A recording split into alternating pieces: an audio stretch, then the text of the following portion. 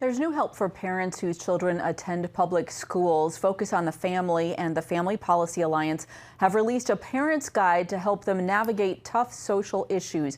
And it includes the latest on everything from the transgender movement in the locker room to sex ed and parents' rights to opt their child out. It's called Back to School for Parents. And joining us now is attorney Stephanie Curry with the Family Policy Alliance. Stephanie, thanks for joining us. You actually wrote much of this guide. What is the motivation behind it?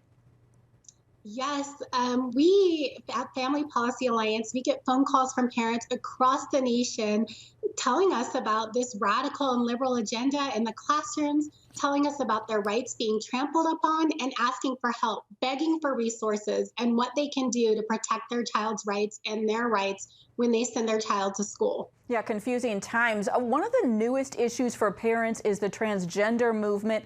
What should parents do to become informed about that, and what should they do if their daughter encounters a biological male in her restroom or her locker room?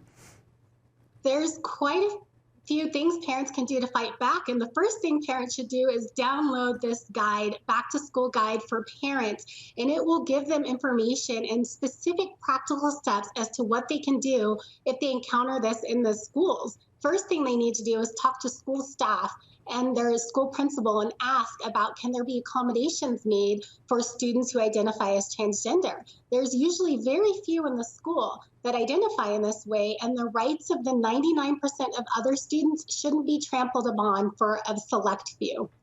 All right, and you also write extensively about the nurse's office. What rights do parents have to find out how their child is being treated by the school nurse? Parents maintain all of their parental rights to direct the medical decision-making of their child. It is deplorable that schools are able to make medical decisions, or they feel that they can make medical decisions for children without parental permission or consent. You sign a consent form at the beginning of the year. You can limit your consent and tell exactly what kinds of services your child can get. And you need to stay informed. And the school must inform you as to what kinds of treatments they're giving to your child. Stephanie, when it comes to sex ed, you write about two kinds, abstinence-based and then comprehensive sex ed, or CSE. What is the difference between these two curriculums? There is a huge difference. CSE is a radical political and social ideology that is going to teach your child about LGBT relationships in explicit detail.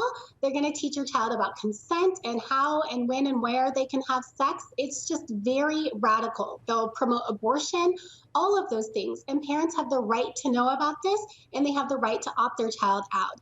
Abstinence-based education, or sex ed that promotes sexual risk avoidance, is positive. It really teaches your child how to protect themselves and the basic biological facts of sex ed that we all grew up with, not a radical social ideology that has ended up in our child's classrooms. All right, this is all a lot for parents to keep up with, and I know your guide goes into a lot more information. Stephanie Curry with Family Policy Alliance, thanks for your insights. Thank you so much.